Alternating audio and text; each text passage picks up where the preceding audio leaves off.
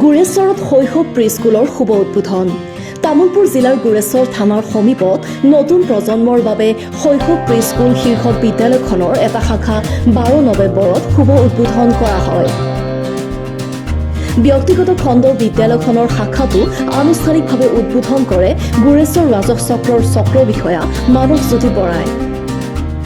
উদ্বোধনী অনুষ্ঠানত বিদ্যালয়খনৰ সঞ্চালিকা পূৰবী বৰুৱাই উপস্থিত থাকি স্মাৰ্ট বিদ্যালয়খনত আঞ্চলিক ভাষাক প্ৰাধান্য দি ছাত্ৰ ছাত্ৰীক শিক্ষাৰ লগতে শাৰীৰিক মানসিক আৰু বৌদ্ধিক আদিকে ধৰি সৰ্বাংগীন বিকাশৰ বাবে শিক্ষা দিয়া হ'ব বুলি মন্তব্য কৰে।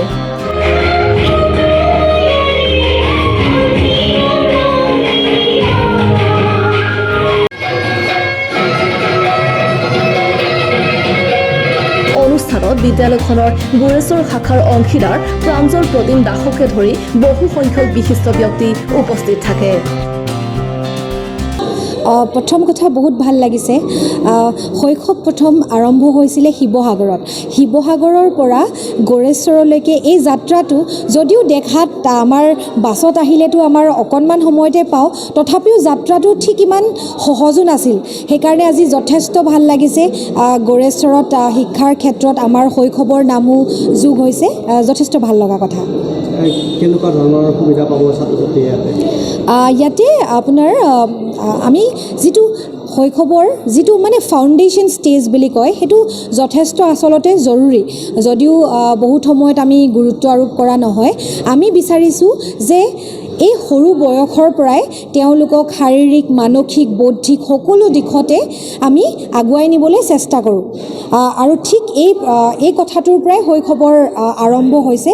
আৰু আমি আশা কৰিম যে আমাৰ যি উদ্দেশ্য সেয়া গড়েশ্বৰৰ যি শাখা হৈছে তেওঁলোকেও সেই উদ্দেশ্য সাৰোগত কৰি আমাৰ লগতে আগবাঢ়ি যাব। শৈশৱৰ ইতিমধ্যে আমাৰ বৰ্তমান 35+ ব্ৰাঞ্চেছ আমাৰ হৈছে। তামুলপুৰ জিলাত 2টা, এইটো গড়েশ্বৰত, আৰু আমাৰ ভূটান বৰ্ডাৰ কাউলি তাতো হৈছে, আৰু গুৱাহাটীকে ধৰি আপাৰ আছামৰ পৰা সকলোতে হৈছে। কেৱল আমি বৰ্তমান প্ৰৱেশ কৰিবলৈ সক্ষম হোৱা নাই কেৱল বৰাক ভেলীত। তাৰ বাহিৰে প্ৰায় সকলো জিলাতে আমি প্ৰৱেশ কৰিবলৈ সক্ষম হৈছোঁ। হয়, প্ৰথমতে আমাৰ আছিলে শুভৰাভ ফিতা কটা অনুষ্ঠান আছিলে। আমাৰ দুৱাৰ উন্মোচন কৰিছিলে আমাৰ ৰাজহ চক্ৰ বিষয়া। তাৰপিছত আৰু লগতে আমাৰ শৈশৱ দ্য নেক্সট জেনেৰেশ্যন স্মাৰ্ট স্কুলৰ সঞ্চালিকা মহোদয় পূৰবী বাইদেউ। তাৰপিছত আমাৰ ছেকেণ্ড আমাৰ বন্তি প্ৰজ্বলন থাকিল। বন্তি প্ৰজ্বলন কৰিছিলে আমাৰ পূৰবী বৰুৱা বাইদেউ আৰু ৰাজহ চক্ৰ বিষয়া ছাৰ। আৰু তাৰপিছত ইউটিউবাৰ আমাৰ ভাস্কৰ দত্ত, পূৰ্বাঞ্চল বুলি খ্যাত তেখেত। তাৰপিছত আমাৰ সভাখনৰ সভাপতিত্ব কৰিছিলে ধৰ্মকান্ত ৰাজবংশী ছাৰে। তাৰপিছত ইয়াত আমাৰ সভাখনত আমাৰ মানে এণ্টাৰটেইনমেণ্ট ধৰক ডান্স, ছিংগিং এইবিলাক অনুষ্ঠান আছিলে। কবিতা আবৃত্তিও কৰিছিলে। তাৰপিছত আমাৰ শৈশৱৰ বিষয়ে আমাৰ সঞ্চালিকা মহোদয়ে আমাৰ ভালদৰে অভিভাৱকবিলাকক সকলক বুজাই দিছে। এইখিনি। কেতিয়াৰ পৰা পাঠদান আৰম্ভ হ'ব? আমাৰ পাঠদান আমাৰ শিশু দিৱস 14 নৱেম্বৰৰ পৰা ষ্টাৰ্ট হ'ব।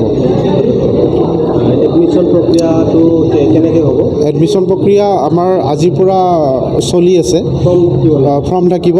তাৰপিছত আমাৰ এডমিশ্যন আমাৰ লগতে থাকিব আমাৰ কিটখিনি থাকিব বস্তু, ধৰক আপোনাৰ ইউনিফৰ্ম, তাৰপিছত বুকছ, বেগ, তাৰপিছত আপোনাৰ জ্যামিতি বক্স আৰু সকলো সামগ্ৰী, পঢ়া সামগ্ৰীখিনি থাকিব আপোনাৰ।